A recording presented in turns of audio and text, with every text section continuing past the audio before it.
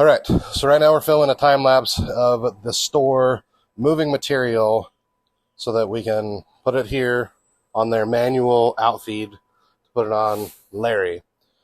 Right now, the store is moving material to get to what we need. How does the store know, like, one, where stuff is, and like how is it choosing where to put it because you're pulling this new stuff? So they used to call the store an Intellistore. They changed the name to Storeteq, but Intellistore really was to denote intelligence. So it does have some intelligence. It'll stack things in certain places. It figures out what your high use items are, and then it'll move those towards the top of the stacks so that they're easier to get to. Right now, it's going to take a minute. We have some sheets buried. I'm doing a Christmas project, and the sheet that I need is buried pretty low. We haven't used them for a long time, so I'm going to use some old material. So that's why it's going to take about 10-15 minutes to pull the sheets out. So did you decide where the sheets are going that it's pulling off? Or did you just say you needed this sheet and so it's doing whatever to pull that sheet? I just said I need this sheet, and then it does its thing. It's moving the sheets and putting them where it thinks the best spot will be for the future. Got it. So how many pieces of lumber do you think are inside the store right now? I haven't looked lately, but I would guess somewhere around 1,500. So 1,500 sheets, and it's a mixture of thicknesses and sizes. So like 4x8, 5x10, or whatever. Yep. I'm not sure of all the normal sizes of sheets, but multiple sizes, multiple thicknesses, and it stacks it however it deems best, so to speak.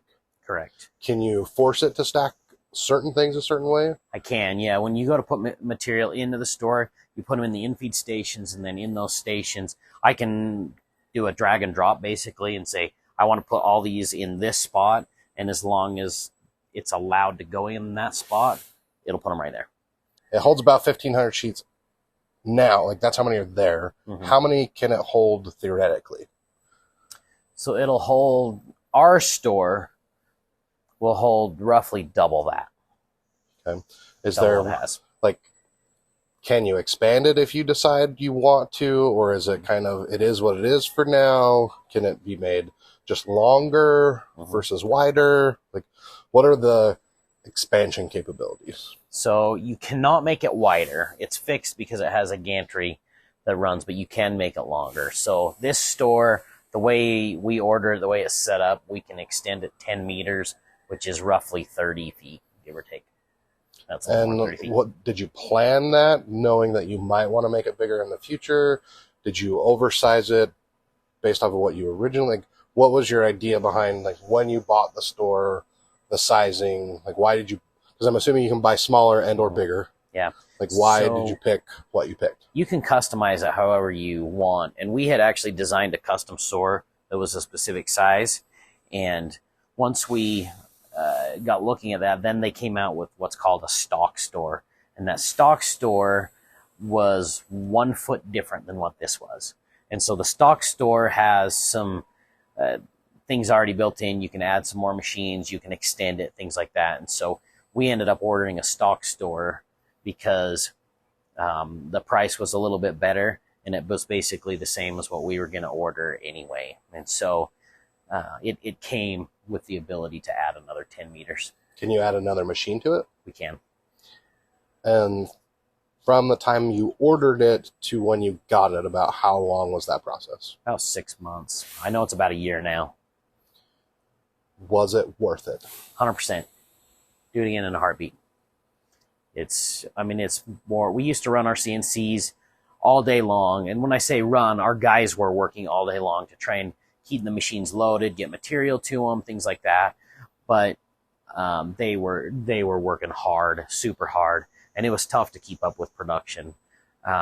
We wasted a lot of square footage with storage racks and forklift lanes.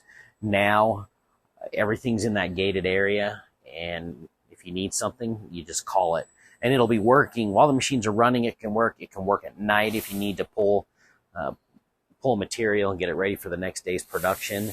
And we went from our guys having to run the machines hard, as hard as they could for 9-10 hours a day, to now we're probably running at a 25 to 30% of the day on the machines is all we need. So we're now having to build the rest of our shop out to be able to keep up with it. Did the employee side of it have to change? So the machine side, you were able to output just as much in a shorter amount of time. Did you have to, like, were there too many employees at that point to run the machines? Did you have to move them to different areas? Or is it the same number of employees that are now able to take care of it? We really didn't have enough employees when we were running before, and that's part of why they had to run so hard. So we were able to get way more production with the same number of people, and that was our goal. And at this point, we'll make another video on it, but now you're kind of staging it so that the CNC guys are in charge of the flow for the rest of the shop. They are. So if you guys have questions about that process, what's going to happen, let us know. If you have questions about the store, are there any other details that you think would be important or relevant that people might want to know or understand about the store if they're looking at getting one, or potentially, like, I guess, roughly, like, do you know the starting price of the stores? There's so many variables. Yeah, there's so many variables, it's hard to say, but it's been worth it. And we'll have some good detailed videos on how the software works, how it talks to the machine, all those different things coming up. Okay. Well, if you have specific questions, ask them down below, and we're here to help. Thanks. See you in the next one.